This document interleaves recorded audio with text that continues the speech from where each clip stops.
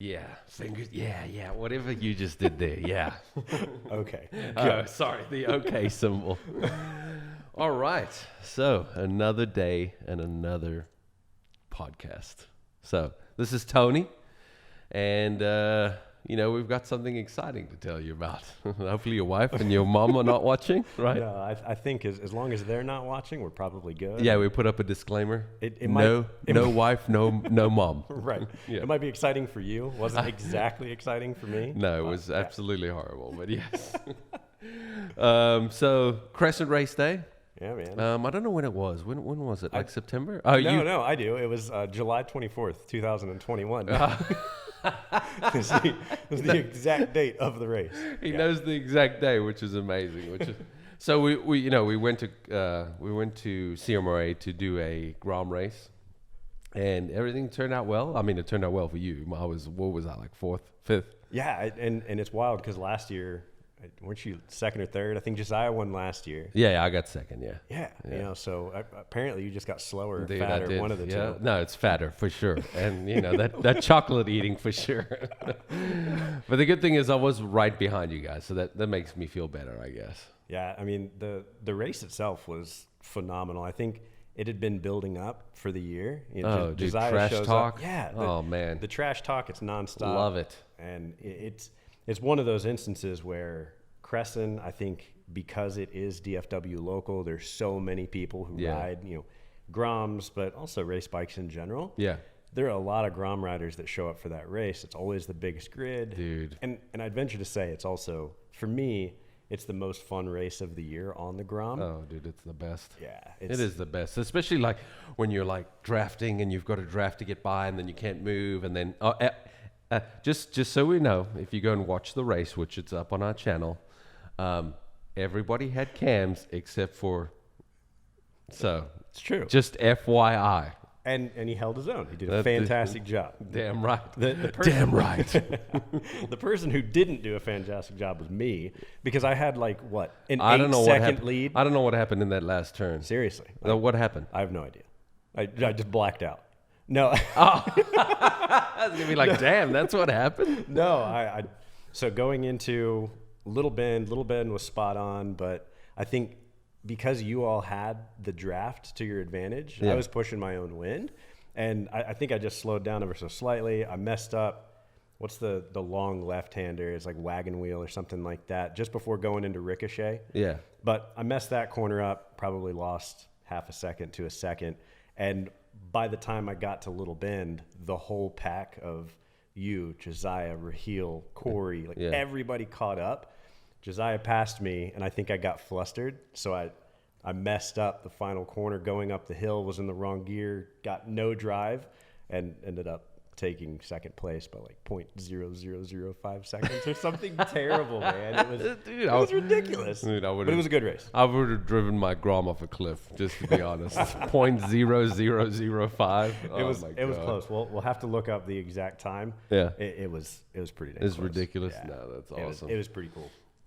So, and then that starts our day. So we had a great time. Like, it was amazing. Everybody was nice and safe. And I mean, everybody stayed on the bikes. Yeah, And it was close racing. It was good racing. I can't tell you how many people. We were together most of the day, but the number of people who came up, like, that was the race of the day. It was fantastic. And it's the Grom race. You've got some really fast guys and girls out there running stupid pace at Crescent. It was a repave, so I think a lot of people were digging that. Yeah.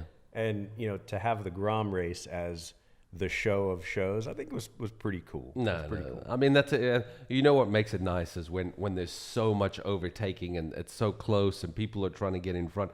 It makes any race. It doesn't even need to be the Grom race. It makes any race just way better than it is, and it's an enjoyment for fans, and that's what brings fans. Yeah. We need definitely. We need some fans, right? We do. We need some fans. Yeah. We need some money. We need money. We need more people racing. We need to not crash. If you know where I'm going with this. Yeah. So race day was fantastic. Yeah. No, we had a great time. And then I think who decided to go to the mini track? Maybe Raheel. I think maybe. I think it was. I think it was Corey. I think it was Corey because Corey's like, "Hey, I'm down here. Let's do the mini track." So what it is they have the big 1.7, where everybody was racing, and then they have this new mini track, and it's called Mini Moto, right? Kart Moto. Kart Moto, that's Yeah, it. Yeah, it's fantastic. It's a membership only track, but because the CMRA was there, they were kind enough to let us go out there and just kind of ride for the day as non-members, which was fantastic. If you're in the area and you're interested in a membership, do it. Yeah, you should go check it out. The surface is remarkable. The layout is really cool. And I don't know if they've completed it yet. I don't even know if you've heard of this. They're adding on like a supermoto section where they're going to do dirt and jumps. That's going to go off of the pavement track onto dirt and then back on the pavement. Ooh, man. That's cool. But the only thing I care about is the dirt when we're riding back on the track. Sure. Yeah, hopefully they're going to. They keep it pretty tight over there, so they'll probably have it nice and clean. I think that's actually kind of cool. Yeah, but people would love that. It's an awesome track. But we had the opportunity to go out there, ride around, and the crap talking continued. Dude, no, listen to me. With me, that never stops. These guys will never beat me. Even though they beat me, they'll never beat me.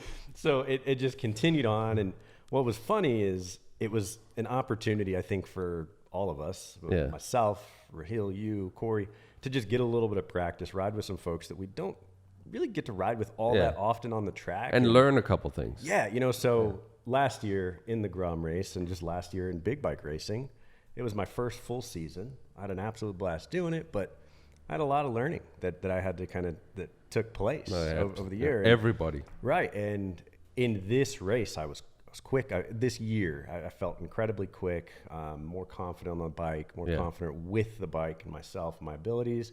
But, there's always the opportunity to learn, and I know that. No, that's anybody that thinks they've got it all. Yeah, you're one of the people that need to learn the most. That's what it is.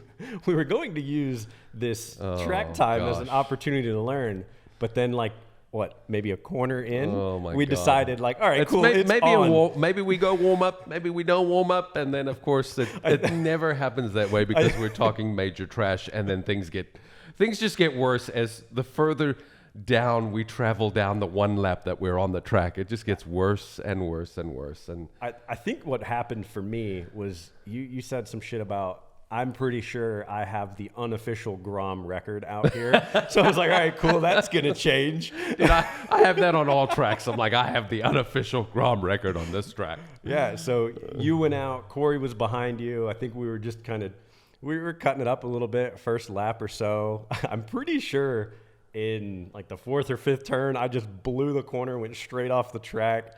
We were all over the place. No, we were. Except for me. I was on point because I've been there before, Perfect lines. You make absolutely no mistake. Hey, Kate, we got a package, guys. We just got to get this package from UPS. Damn, deliveries during business hours. Who would have? Who does that? Seriously. Come on, UPS. Damn it, UPS.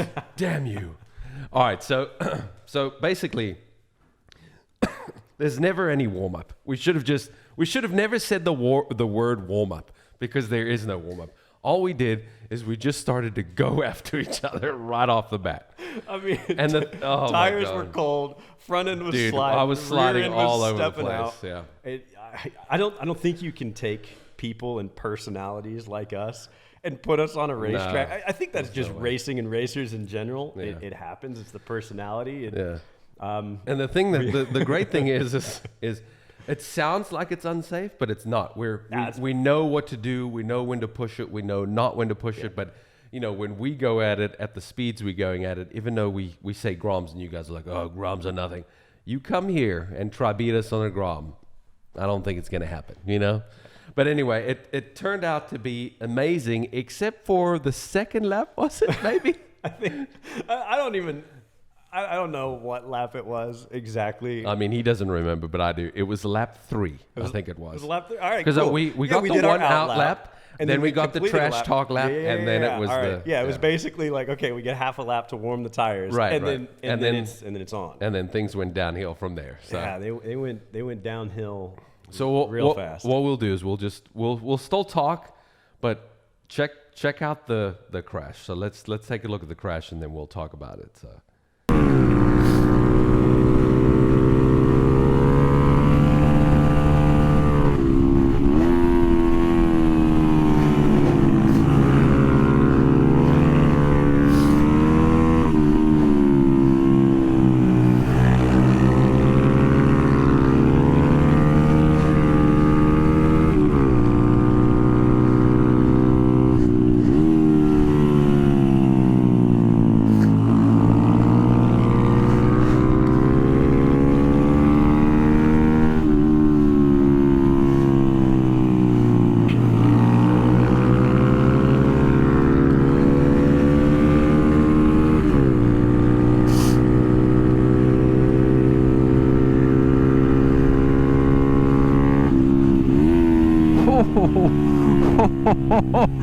Oh my God.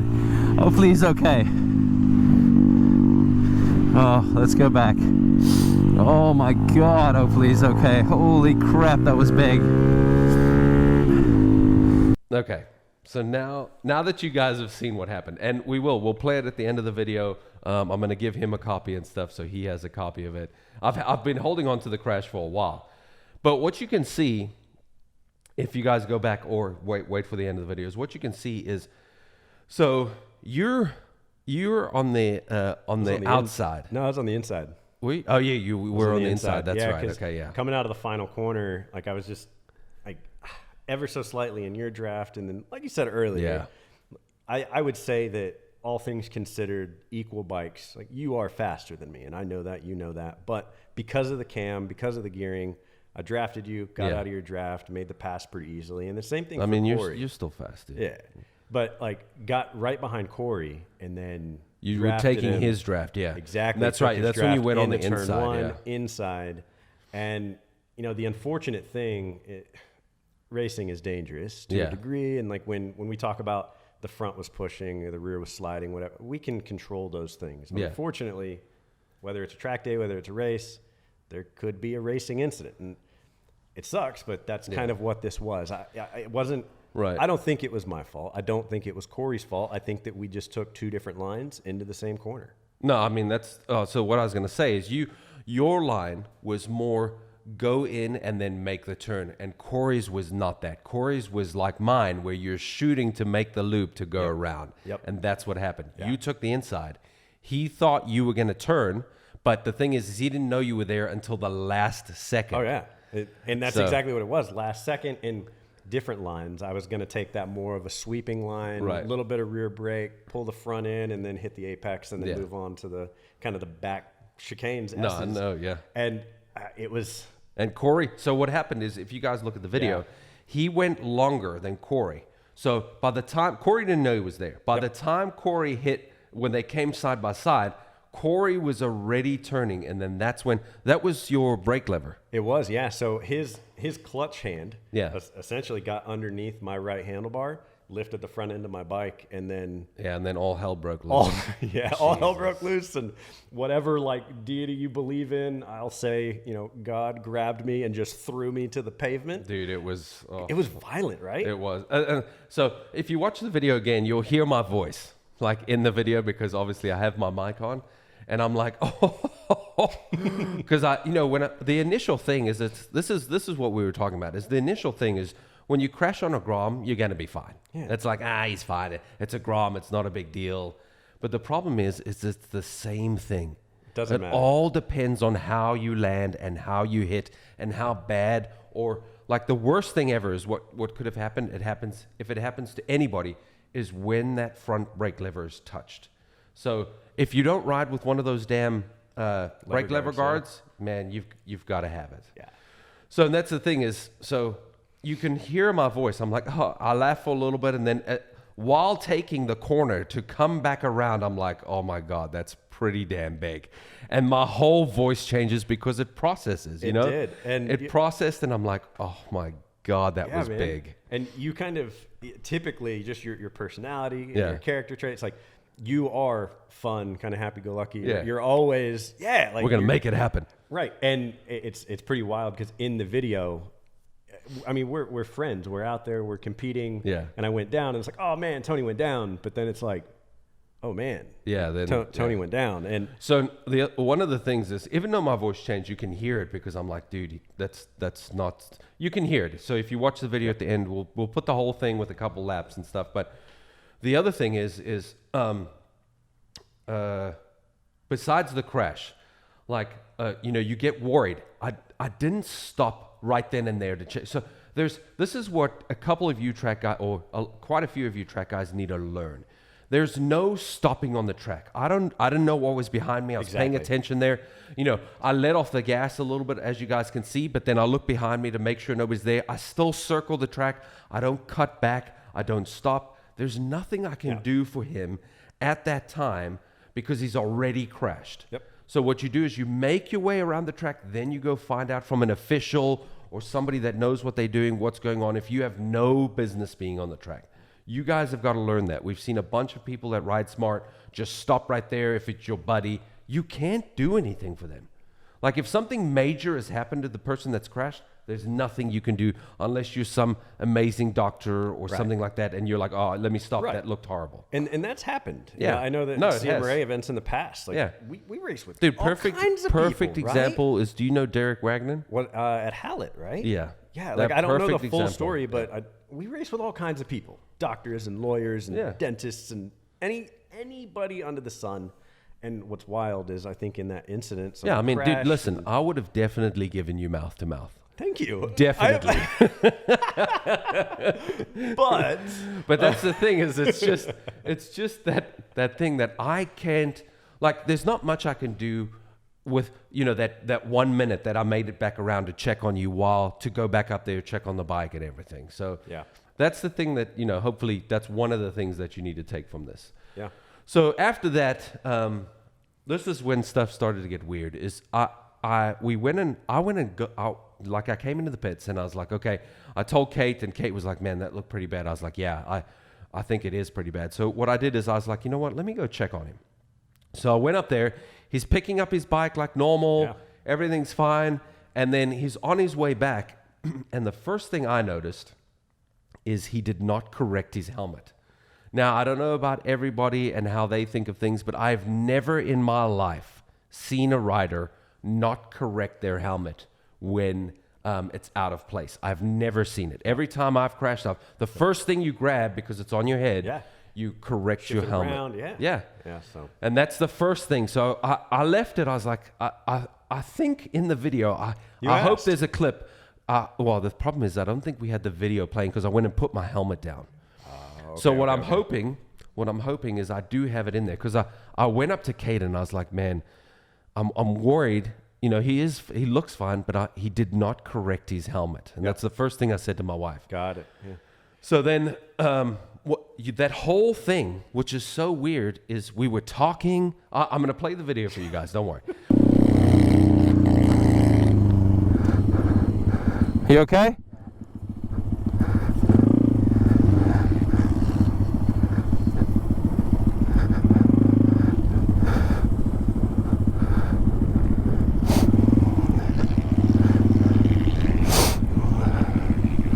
Doesn't look too bad.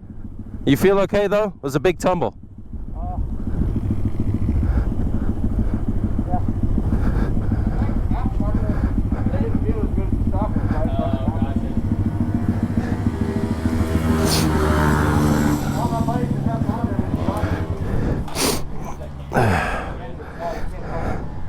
Alright, let's go see the damage. He's okay.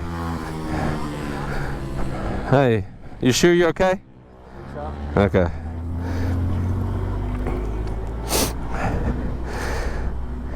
Not too bad. You got a new lever there, sir. Not too bad. Man, that sucks. At least he's... Yeah, at least he's okay. Oh, man. Not so bueno. Alright, let's take a breather.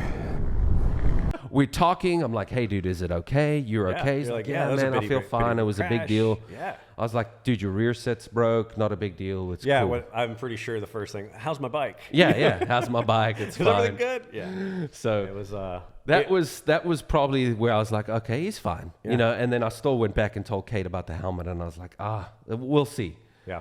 So we get there, you sit down, everything's fine. We come over, we chat a little bit, and then I'm like, I'm going to go back out. And then Corey walks over to me, and he's like, hey, dude, he doesn't know where he is. And I was like, oh, no. Right. So I walk back over there, and, dude, it's like you haven't even met me.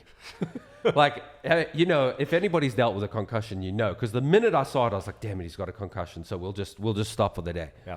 Like, it's like you're your deer in headlights. Yeah. Like you're like, hey, your eyes are like this. You're like, hey, where am I? I don't know how I got here. So all I did was I just took the time and I just sat there because I knew what was going to happen. Literally 1 minute after that, you're like, dude, I don't know where I am. How did I get here? Yeah. And then I just keep explaining it to you. And you know, the funny thing is every rider that I know of that's had a concussion is like, dude, where's my bike? How's my bike doing? I'm like, dude, you're fine. You've had a crash. It was bad. You got a concussion. It's going to be fine. Yep. And then all it would be is the same thing. It'd be like, dude, where am I? How's my bike? I'm like, you're fine. You've had a concussion. Everything's going to be fine.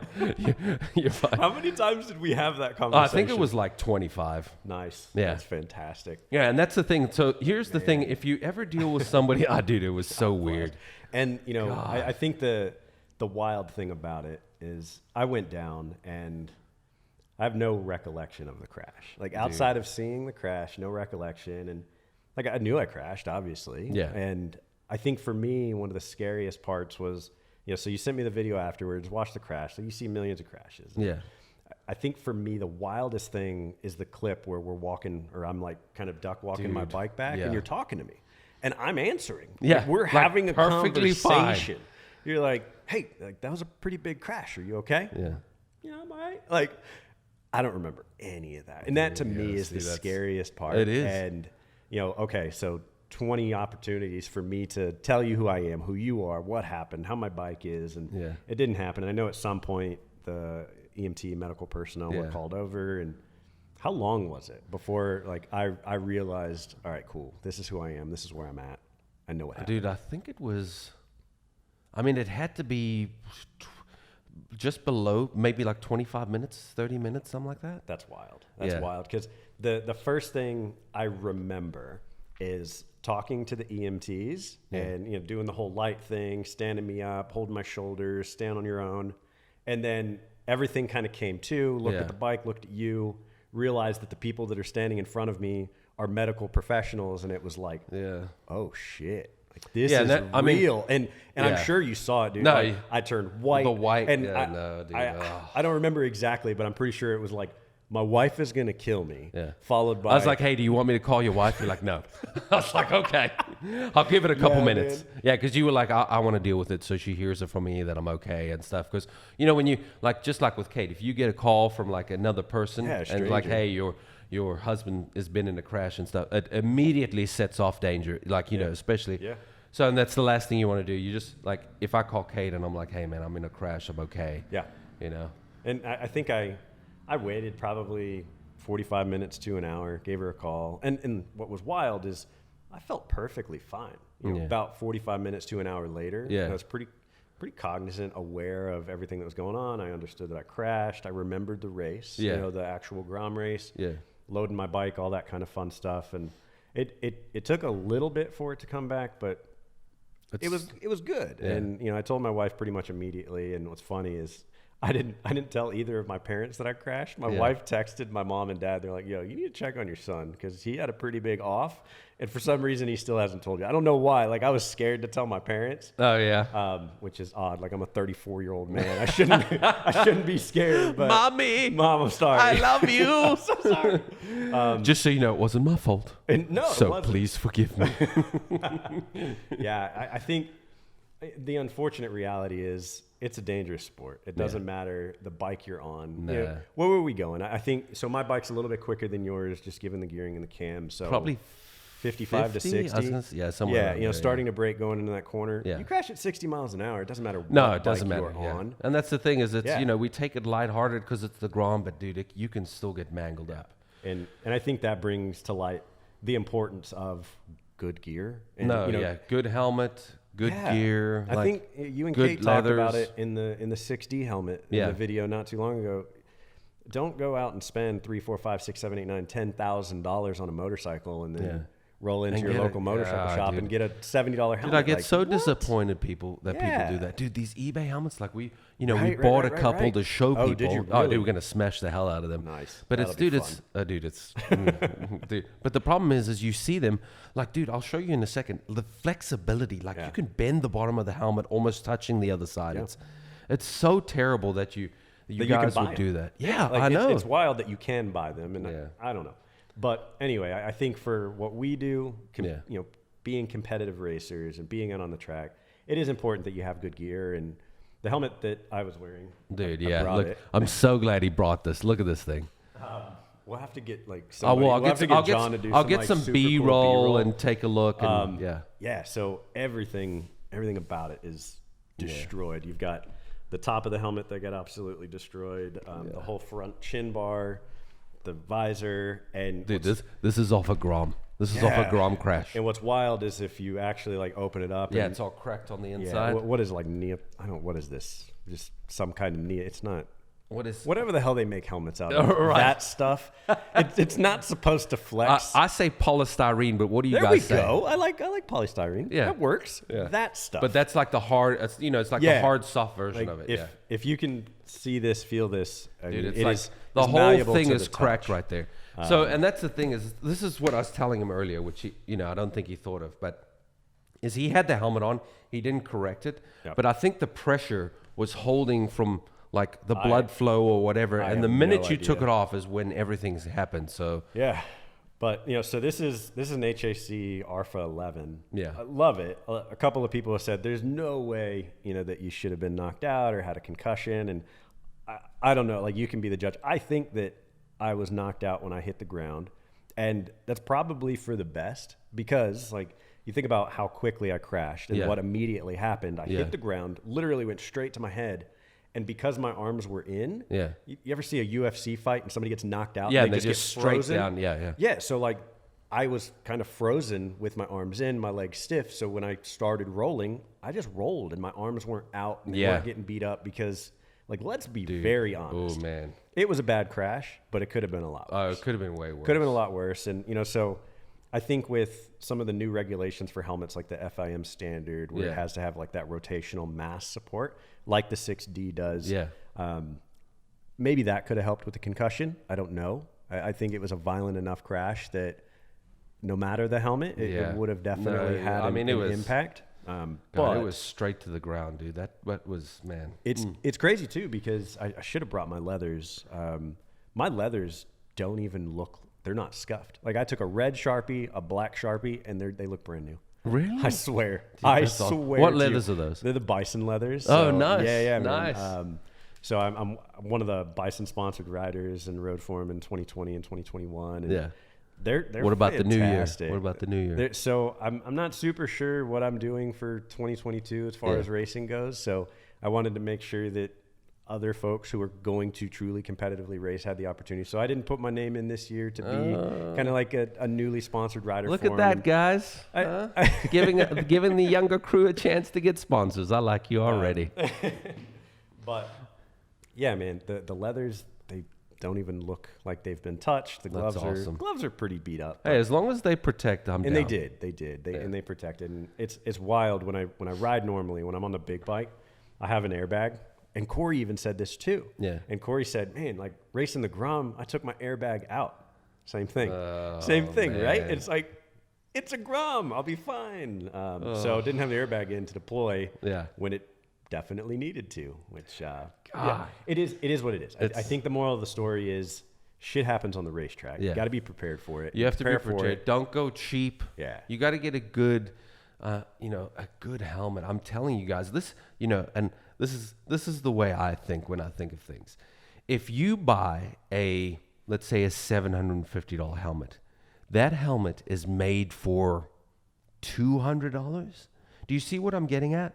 So the thing is if you buy a $50 or a $75 helmet, imagine how much that thing is made for. It's made for like $20. Do you think that's going to protect you guys? Like you've got to get in the thought of thinking, hey, this $250 helmet is made for $75. Get in the thinking of that. Then you'll know how much actual protection you're getting from something. That's why you want to spend the money on a helmet, because you're actually getting the good quality designed helmet that is going to be put on your head, Yeah. So you got to think of stuff like that. Yeah, and I don't know what your kind of thoughts are on this, but when it comes to riding a motorcycle, especially when it comes to racing a motorcycle, it's not if you crash, it's when you crash. No, 100%. Yeah, so you got to be prepared for the slide. Prepared for the slide, not, what is it? Prepared for the ride, not for the slide. No, I know. other way around. Prepare for the slide, not for the ride. Just expect that at some point you might crash. Be Prepare ready for the ride, it. not the slide. Oh, Damn man. it. That's all on camera. Yeah, but I think I'm pretty fortunate. I'm pretty lucky. Yeah. And throughout the entire process, so I felt okay afterwards. I think the adrenaline's high, and I drove home. Everyone was like, "You did what?" And yeah, right. I have to give Craig much due respect of all of the folks that when I went down, when I crashed, he was there. Obviously, he's got it on film. Yeah. But he called me, made sure, and this was not only day of, but it was the next day, and then multiple days following. No, you got to. Yeah. I don't want to call you every day, but did it's you a call the family, first it's- couple days and then you give a little bit of a break and you're like, how are you doing? And Yeah. Because, it just makes the difference. You got to at least care about some people in the world, you know? Yeah, and I appreciated the heck out of that. So if you've got your friends, if you got your family, folks that you're riding around with, think about stuff like that. Just be a nice human. How would you want to feel? No, true. but- Now, give them a little bit of the aftermath. Like, how did you, because the concussion. So the other thing that I wanted to say about like concussions and stuff is it's the job of the person that is not concussed to stay calm. So when I knew that he didn't know what the hell was going on, you just sit next to the dude and be like, hey, dude, don't worry about it. You crashed. Take it easy. Just sit there and relax. And it doesn't matter how many times you need to repeat it. You can't get frustrated because even though they'll forget about it in like 0.02 seconds, it can create an issue where the person is just so unaware they can become sort of erratic, Yeah. Like, hey, what's going on? I don't know what's it. Even though in about 0.20 seconds, he was like, hey, what happened? Except for that, But tell me like the after, like you got the concussion and then how long did it take you to feel better after that happened? Physically, because I hit the ground so hard and because I rolled as much as I did, my body was just wicked sore. Yeah, it was jammed for, up. Yeah. For weeks. Yeah. And from a mental kind of standpoint and capacity, understandably, but also with a little bit of a scary notion to it, I didn't feel completely right from a mental standpoint for probably 2 weeks, 3 weeks, man. Like I didn't, so the crash was in July. I do a little bit of racing with CMRA outside of just like the Grum, do some endurance, do some sprinting. I didn't race at all in August. And then when I got back on the bike in September, I was hesitant. Like I was pretty scared. Yeah, I was kind of worried, but I talked to Corey, and I was like, I would like to, because I don't want to ask you because you need to have your space, and it affects you. Like it literally affects your riding and everything else. But the thing that I like to know is how long is it going to take him to get back on the bike? Yeah. Because the longer it takes you to get back on the bike, the harder it is. There's more mental games that you play with yourself, and you worry about things. And when did you get back on it? So it was September. So September, and what was it? Was it another race or just back on the bike? Yeah, no, it was another race. It was TMGP. So Dude, I like your style. I know, right? Yes. And I went out and I set new personal bests. And yes. So I was. That I makes will it say that being on the bike the first 30 minutes or so, it was a nightmare. It was just tiptoeing around. You're constantly thinking about, all right, cool. Well, what happened last time I was out on the bike? 100%. But all things considered, again, I'll say it. I feel it was a bad crash, but I feel lucky that it wasn't any worse than it was because it definitely could have been. Yeah. There are a lot of instances where it could have been. That was it was such a hard hit. That's when just realizing it. I mean, you guys can hear it in my voice. Just that it was such a hard hit. I was like, ha ha ha ha. Okay, what the hell's going on? Yeah. Yep. So it was. So it took you about 2 weeks. Or like, what about the body? How long did it take? So, what about like the thing that I'm worried, like the concussion? How long did it take you to fully be like, okay, I feel fine? Were you throwing up? No. So I didn't have any like stomach issues, no throw up, anything like that. Yeah. It didn't. Again, 2 to 3 weeks, I started to feel like myself fully. And the unfortunate truth about having a concussion and not racing professionally where it's your job, you can't just chill out when you crash. Like, absolutely you have to not. go to work. Back to work, homies. Yeah, Back to work. And I think that was my biggest gut check on this is in all the years I've been racing, this is the first time that I wasn't able to go back to like wife and family and work on Monday. Like wasn't able to work. Yeah. not even remotely in the physical or mental capacity to do so. Yeah. So I was beating myself up over that because that's my job. That's my responsibility as a husband, Family, as a father. yep, Right. nope, I Like totally this racing understand. thing is fun. Yeah, I do And that. that's it. And that's kind of where it stops. And like I'm old enough to the point where I am competitive. It's a sickening addiction. Yeah, like it is, you know, and I'm competitive, and that's what's kind of hard about it. But I think now it's like, all right, I'm not going to put myself or anybody else in jeopardy. Like, Yeah. I didn't need to pass Corey. Like, we were legit, like, we were having fun. We were having fun, and I didn't need to pass him. It was the fastest point on the track, and like, it was a clean pass, but in the exact same sense. Like, you take different lines, and my line was different than his. I broke a little bit earlier, Yeah. and he hit my handlebar. And so it's Damn you, Corey. right, man. Damn you. It's all Corey's fault. I'm going to text you after this and tell you what a piece of garbage you are. Nah, but I think, again, it happens. You have to be prepared for it. Wear the right gear. Yeah. And I mean, that definitely helps. A damn good suit and a damn good helmet. yeah. So Yeah. quit wasting your time on the cheap stuff. You're doing yourself a disservice. I'm telling you. Stop doing it. Yeah. But So. yeah, man. But it was, turned out good, you know. it I got turned- some good footage, you You know. got some really good Good footage. footage. I don't know how, but I got back on the bike and was somehow faster. So I raced again in Dude, September. it changes you because I don't know what it does, yeah. but I had a massive crash at TWS, and then after that is when I started to win races. Really? It's weird, yeah. That's I was wild. finishing like 4th and 5th and stuff. After my huge high side at Texas World, the next race I started to win and stuff. That's weird. It's just weird, man. I don't Yeah. know what happens. I thought I'm I was not gonna saying, slow down. Listen, I'm not saying crash your bike, okay? you'll be faster. Crash Yeah, it. yeah, Then no, Bring no. it to MotoBros. Become a member, and Craig will fix it. That's right. I'll fix it. You're dang right. No, man, but Yeah, dude, I'm just glad. I'm glad you're okay, because obviously the calls are because you think about it all the time and you're concerned, and if it doesn't turn out right, then it's the worst possible thing ever, man. So yep. But it's all right. I'm good. Got back on the bike September, raced in October, did the endurance in October with CMRA, put down a pretty quick lap. I don't know.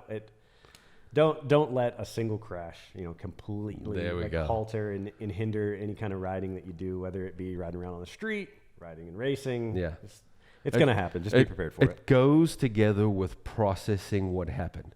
Yeah. There's things, your fault or somebody else's. That's it. It's never the motorcycle's fault. It's not like the motorcycle's like, point. hey, I want to crash and get mangled into a ball.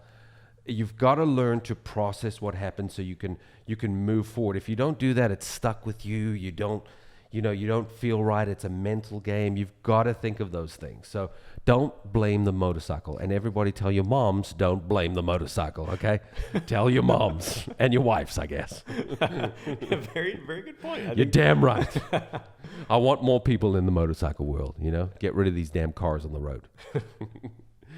But that's it, man. So thank you, Tony. I really appreciate you coming out and sharing the story. Listen, we'll get some B-roll of the helmet so you guys can see it. Stay tuned. And then we'll put the whole crash on the end of this video so you guys can soon. But we'll also do a little short that you can watch the video, and I'll give you a copy of it. All right, cool. So cool. Thanks, guys. Thanks for watching. We'll talk to you guys later. Bye.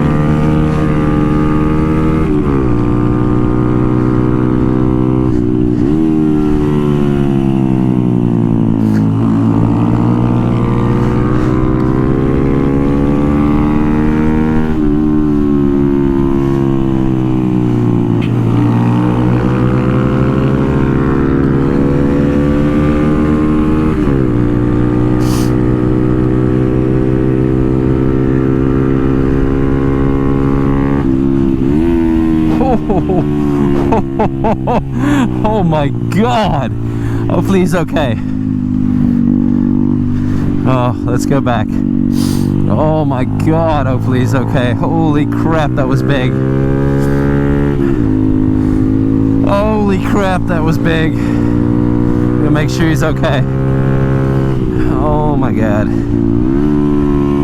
My tires are slipping all over the place, dude. Oh my God.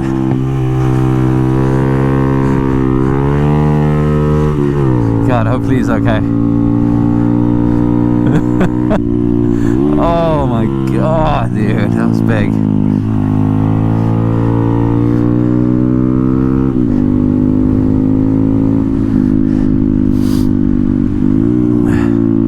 Little touch of this brake, I think, maybe.